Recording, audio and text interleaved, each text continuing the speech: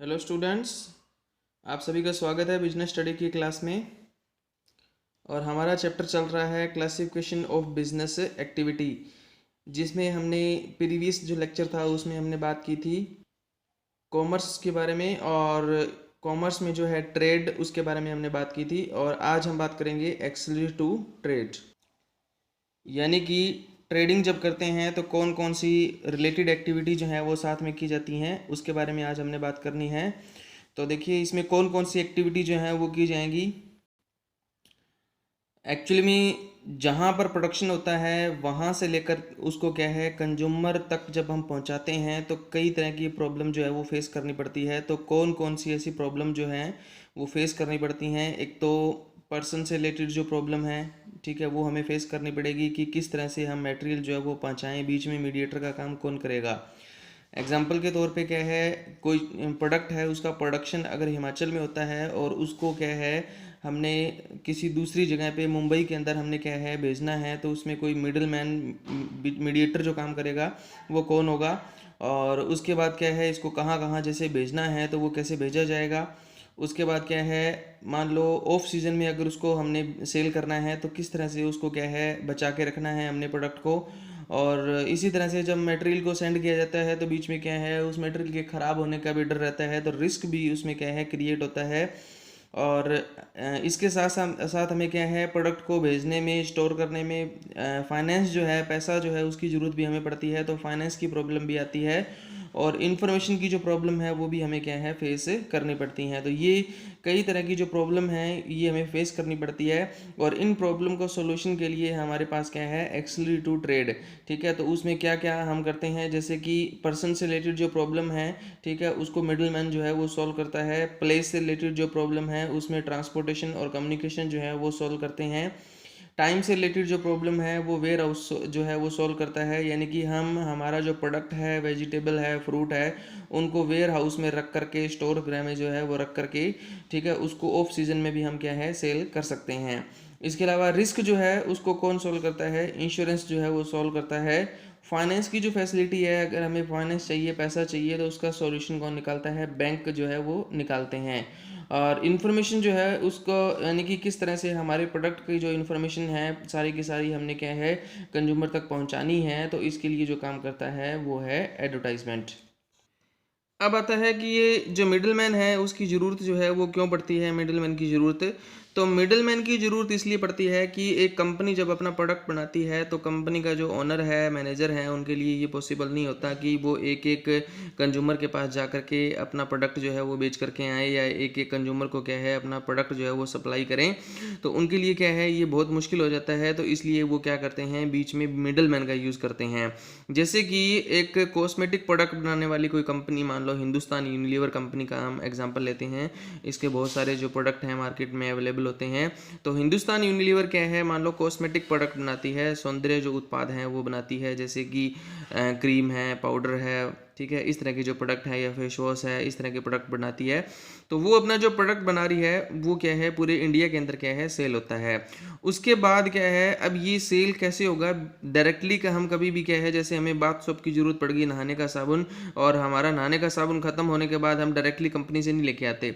हम कहाँ से लेके आते हैं, पास की जो दुकान होती है वहाँ से लेकर के आते हैं। और वो जो दुकान वाला है उसको क्या क्या कहा जाता है, उसको कहते हैं रिटेल ट्रेडर कहते हैं। हम क्या हुए कंज्यूमर, हमें एक बाथ सोप की, नहाने के साबुन की ज़रूरत है, तो हम किसके पास जाएंगे, हम जाएंगे रिटेलर के पास, ठीक है, जो आस पड़ोस की दुकान है वहाँ पर जाएंगे। और रिटेलर जो है वो कहाँ से लेके आता है वो प्रोडक्ट, वो लेके आता है होलसेलर से, जो बड़ा व्यापारी है उनसे क्या है लेकर के आता है। और होलसेलर जो है वो कहाँ से परचेज करता है, होलसेलर जो है वो बहुत बड़ी क्वांटिटी के अंदर कहाँ से परचेज करता है, जो प्रोड्यूसर जो होता है वहाँ से परचेज करता है। तो प्रोड्यूसर कौन है, बनाने वाला। बनाने वाला जो है वो क्या करेगा, अलग अलग एरिया के अंदर जो उनके होलसेलर हैं उनके पास बहुत ज़्यादा क्वांटिटी के अंदर माल भेजेगा। वहाँ से थोड़ी थोड़ी क्वांटिटी के अंदर कौन लेके जाएगा, रिटेलर जो हैं, ठीक है, वो लेकर के जाएंगे। और रिटेलर जो आगे किसको बेचेंगे, आगे कंज्यूमर को बेचेंगे। तो ये जो बीच के पर्सन हैं, यानी कि ये प्रोड्यूसर है और ये क्या है कंज्यूमर है। कंज्यूमर और प्रोड्यूसर के जो बीच में दो पर्सन आते हैं उनको हम क्या कहते हैं, मिडल मैन कहते हैं। उसके बाद हमारा दूसरा जो पॉइंट है वो है हमारा ट्रांसपोर्ट एंड कम्युनिकेशन। ट्रांसपोर्ट और कम्युनिकेशन जो है ये हमारी जो यूटिलिटी क्रिएट करता है वो है प्लेस यूटिलिटी। यानी कि जब प्रोडक्ट बनाया जाता है तो उसके जो कंज्यूमर होते हैं, उसके कंज्यूमर जो है वो बहुत बड़े एरिया के अंदर क्या है स्प्रेड होते हैं, बहुत बड़े एरिया के अंदर क्या है फैले होते हैं। तो वहाँ तक प्रोडक्ट को पहुँचाने का काम जो किसका होता है, ये होता है ट्रांसपोर्ट का। तो ट्रक वाले हैं या ट्रांसपोर्ट एजेंसियाँ हैं, ट्रांसपोर्ट कंपनियाँ हैं, ठीक है, ये जो है वो कॉन्ट्रैक्ट के तौर पे, ठीक है, या रेंट के तौर पे क्या है अपना जो प्रोडक्ट है उसको क्या है अलग अलग एरिया के अंदर क्या है पहुंचाने का काम करते हैं। और जो कम्युनिकेशन है, कम्युनिकेशन जो है वो क्या काम करता है, कम्युनिकेशन जो अलग अलग जो कस्टमर है वहाँ तक उनके उनसे इंफॉर्मेशन जो है वो कलेक्ट करता है, उनसे ऑर्डर कलेक्ट करता है। ठीक है, तो ये ऑर्डर वगैरह जो हैं वो कैसे कलेक्ट किए जाते हैं, टेलीफोन है, तार है, लेटर है, ठीक है, इनके थ्रू, या मोबाइल फ़ोन है, इनके थ्रू क्या है कलेक्ट किए जाते हैं। नेक्स्ट आता है वेयर हाउसिंग। वेयर हाउसिंग क्या है कि जैसे एक फार्मर है, वो फार्मर क्या करता है, मान लो वेजिटेबल का प्रोडक्शन करता है, तो जब मान लो वेजिटेबल का प्रोडक्शन होता है उस टाइम क्या है ज़्यादा क्वांटिटी में, जैसे मान लो उसने पोटैटो का प्रोडक्शन किया, आलू का प्रोडक्शन किया, और आलू का प्रोडक्शन करने के बाद सारा जो उसका प्रोडक्ट है वो मार्केट में सेल नहीं होता, ठीक है, और कुछ प्रोडक्ट जो है वो उसके पास रह जाता है, तो वो उसको क्या करता है कोल्ड स्टोर यानी कि वेयर हाउस के अंदर क्या है रख देता है। तो वेयर हाउस जो है वो उसकी क्या है टाइम यूटिलिटी जो है उसको इंक्रीज करते हैं। इसी तरह से जो ओनियन है उनको भी क्या है स्टोर में रख दिया जाता है, वेयर हाउस में रख दिया जाता है। गेहूं का जो प्रोडक्शन होता है वो भी एक पर्टिकुलर सीजन में होता है, तो जब गेहूं का उत्पादन होता है तो उत्पादन होने के बाद क्या है गेहूं के जो गोदाम होते हैं उन गोदामों के अंदर क्या है उनको स्टोर कर लिया जाता है। तो इनको हम क्या कहते हैं, वेयर हाउस कहते हैं। तो वेयर हाउस जो है वो प्रोडक्ट की जो टाइम यूटिलिटी है उसको क्या है बढ़ाते हैं, कि ऑफ टाइम में भी क्या है प्रोडक्ट जो है वो क्या है उपलब्ध करवाते हैं। तो आजकल के टाइम में हम देखते हैं कि ऑफ सीजन में क्या है हर तरह की वेजिटेबल्स जो है हमें क्या है मार्केट में, हर तरह के फ्रूट्स जो है वो मार्केट में मिल जाते हैं, चाहे वो दूसरी कंट्री से आते हैं चाहे इंडियन जो प्रोडक्शन है, ठीक है, तो सारी चीज़ें मिल जाती हैं। तो वो किसकी वजह से मिलती हैं, वेयर हाउस की वजह से। उसके बाद आता है इंश्योरेंस, कि जब हम प्रोडक्ट को एक लंबे टाइम बाद हम यूज़ करते हैं तो बीच में मान लो किसी वजह से प्रोडक्ट के ख़राब होने का भी डर रहता है, जैसे कि सीलन वगैरह की वजह से क्या है गेहूं जो है वो ख़राब हो जाना, रास्ते में ट्रक वगैरह जो हैं या जो भी व्हीकल है एक्सीडेंट की वजह से क्या है ख़राब हो जाना, या चोरी हो जाना, या ऑयल वगैरह जो प्रोडक्ट है उनकी लीकेज हो जाना, तो इस तरह से क्या है लॉस होने का डर रहता है। तो ऐसी कंडीशन में हम लॉस को हम रिमूव करने के लिए, उसको मिनिमाइज़ करने के लिए हम क्या करवाते हैं, इंश्योरेंस करवाते हैं। और इंश्योरेंस करने वाली जो कंपनी है वो क्या करती है हमसे प्रीमियम लेती है, और बदले में क्या है हमारा जो रिस्क है वो क्या है कवर कर लेती है। उसके बाद आता है बैंकिंग। तो देखो कोई भी बिजनेस जो होता है उसमें जो फाइनेंस यानी कि जो पैसा है वो क्या है एक ब्लड की तरह काम करता है, जैसे कि बॉडी के अंदर ब्लड है बिल्कुल वैसे ही बिजनेस में जो है वो मनी जो है वो काम करती है। और ये मनी जो है वो इसको क्या है ब्लड के तौर पर भी कहा जा सकता है, या उसकी जो रीढ़ की हड्डी है वो भी हम क्या है कह सकते हैं, क्योंकि बिजनेस में हर काम में क्या है पैसे की जरूरत जो है वो पड़ती है। और ये पैसा जो है वो कहाँ से अवेलेबल होता है, ये हम क्या है कुछ हमारे पास अगर सेव है तो अच्छी बात है, या फिर हम क्या है किसी भी ऑर्गेनाइजेशन है, कोई भी मान लो फाइनेंशियल इंस्टीट्यूट है या बैंक्स जो हैं उनसे हम क्या है लोन के तौर पे क्या है ले सकते हैं।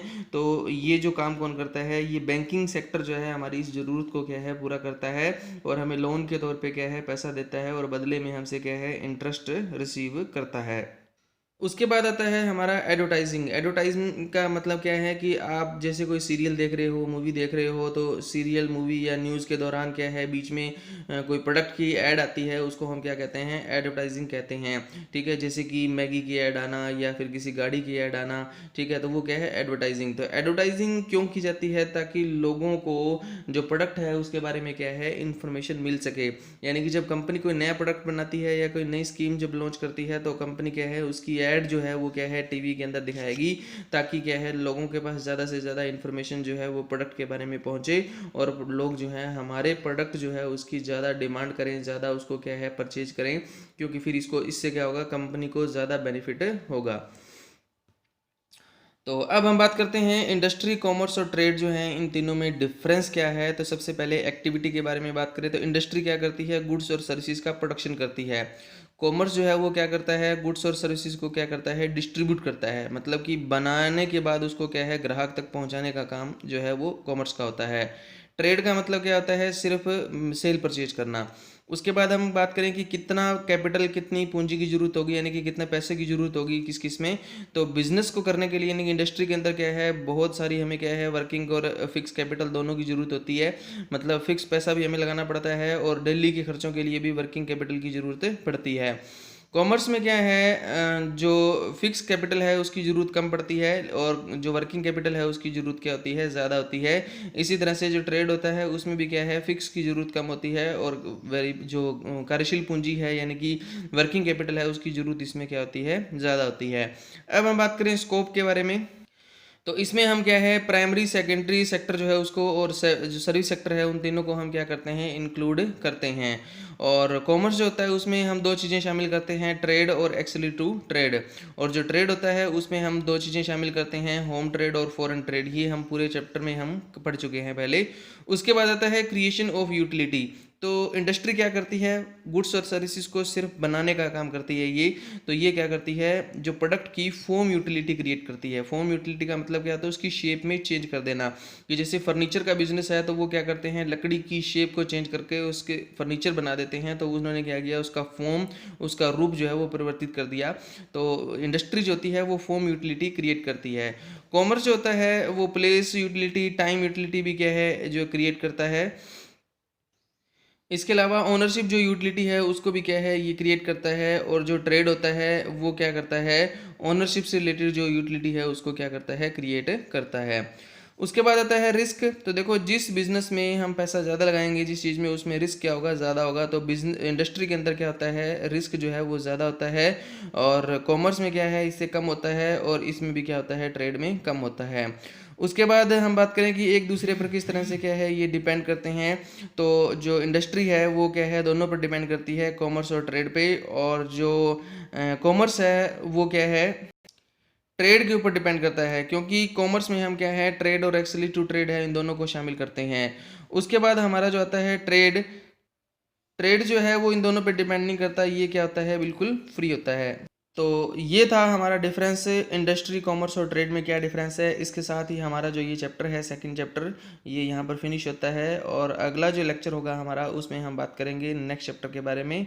ओके, आप सभी ने इसको अच्छे से करना है, अच्छे से रीड करना है, राइट करना है।